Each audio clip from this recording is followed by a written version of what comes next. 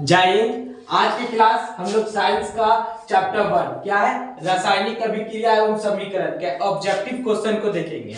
हमने कल भी कुछ क्वेश्चंस को देखे थे, ऑब्जेक्टिव था।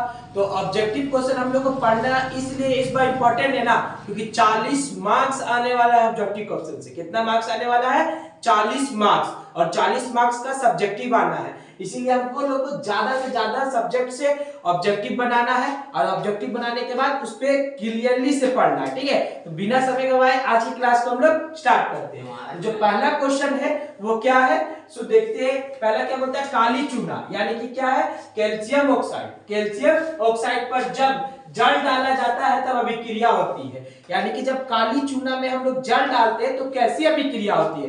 देखिए, वैसे भी हम लोग देखते हैं कि चूना में अगर जल डालते हैं ना तो उससे क्या निकलता है, उष्मा निकलता है। वो क्या होता है, थोड़ा सा हीट होता है, तो वो क्या हो जाएगा, उष्मा छेपी हो जाएगा। क्यों? क्योंकि जिसमें उष्मा छेपी मतलब जिसमें उष्मा का वृद्धि होता है उसे क्या कहते हैं, उष्मा छेपी कहते हैं। तो इसका आंसर क्या होगा, उष्मा शोषी मतलब क्या हो जाता है, उष्मा का शोषण हो जाना, यानी कि उसका ह्रास हो जाना, कमी हो जाना।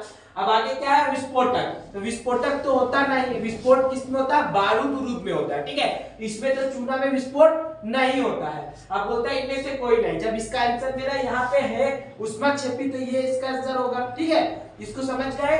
जब चूना में पानी डाला जाता है तो क्या होता है, उष्मा छेपी क्या होता है, उष्मा छेपी अभिक्रिया होता है। ठीक है, अब आगे देखते हैं क्या बोलता है। दिए गए प्रक्रम में उष्मा छेपी अभिक्रिया कौन है। अब इसमें से कोई प्रक्रम है जिसमें क्या उष्मा छेपी अभिक्रिया है। क्या है, उष्मा छेपी अभिक्रिया, यानी कि वैसी अभिक्रिया जिसमें क्या होता है, उष्मा का वृद्धि होता है। तो देखिए यहाँ पे पहला दिया श्वसन, फिर पाचन, फिर उत्सर्जन, फिर संवहन।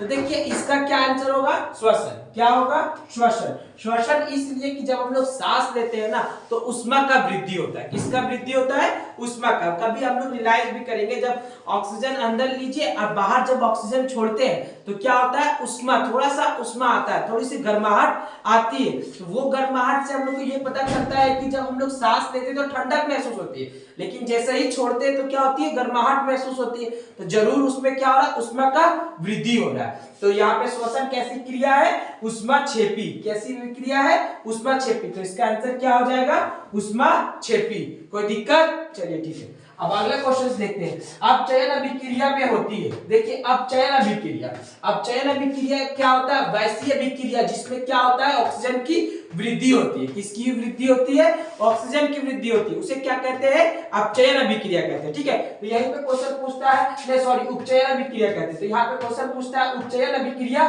में होती है तो क्या होती है। पहला बोलता है ऑक्सीजन की वृद्धि होती है, दूसरा बोलता है हाइड्रोजन की वृद्धि होती है, तीसरा बोलता है ऑक्सीजन की कमी होती है, और चौथा बोलता है ऑक्सीजन और हाइड्रोजन दोनों की वृद्धि होती है। तो हम अभी आपको पहले बताएं, क्या बताएं कि उपचयन अभिक्रिया में ऑक्सीजन की वृद्धि होती है। किसकी वृद्धि होती है, ऑक्सीजन की। तो इसका आंसर क्या हो जाएगा, ऑक्सीजन की वृद्धि होती है। ठीक है, कोई दिक्कत? आगे बढ़े, चलिए ठीक है। आगे बोलता है अपचयन। देखिए उपचयन पढ़े, अब पढ़ते हैं क्या, अपचयन। अपचयन जस्ट इसका अपोजिट होता है। उपचयन में क्या होता है, ऑक्सीजन की वृद्धि होती है, तो अपचयन में क्या होता है, ऑक्सीजन की ह्रास होती है, यानी कि कमी होती है। ठीक है, तो देखते हैं इसमें क्या बोलता है। अपचयन अभिक्रिया से आप क्या समझते हैं, तो इसमें क्या होता है, ऑक्सीजन की वृद्धि, ये तो नहीं, ये उपचयन में होती है। ठीक है, तो यहाँ पे बोलता है हाइड्रोजन की वृद्धि, ये भी नहीं होगी।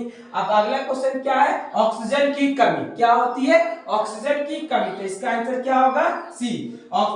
देखिए अपचयन अभिक्रिया में क्या होती है, ऑक्सीजन की कमी होती है। ठीक है, अब अगले क्वेश्चन में देखते हैं। क्वेश्चन नंबर 5 क्या बोलता है, अपचयन को रोकने वाले पदार्थ को क्या कहते हैं। जो अपचयन अभिक्रिया है, अपचयन अभिक्रिया क्या होता है, उपचयन अभिक्रिया वैसी अभिक्रिया जिसमें क्या होता है, ऑक्सीजन की वृद्धि होती है।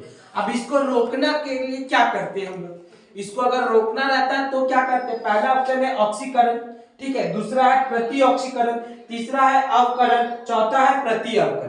तो इसका आंसर क्या होगा, प्रति ऑक्सीकरण। प्रति ऑक्सीकरण एक ऐसी क्रिया है जिससे उपचयन अभिक्रिया को रोका जा सकता है, जिससे उपचयन अभिक्रिया को रोका जा सकता है। देखिए उपचयन अभिक्रिया समझ में आ गया। कोई दिक्कत नहीं। तो आज उम्मीद करते हैं कि आज की क्लास को आप लोगों ने बेहतर से समझा होगा। अगर कोई टॉपिक समझ में नहीं आए तो आप हमको कमेंट के माध्यम से बता सकते हैं, हम आपको क्लियरली एक कंप्लीट नोट्स आपको दे सकते हैं और नोट्स देने के बाद एक कंप्लीट लेक्चर भी आपको प्रोवाइड करा सकते हैं। तो बस आज के लिए इतना ही, मिलते हैं अगले क्लास में। जय हिंद।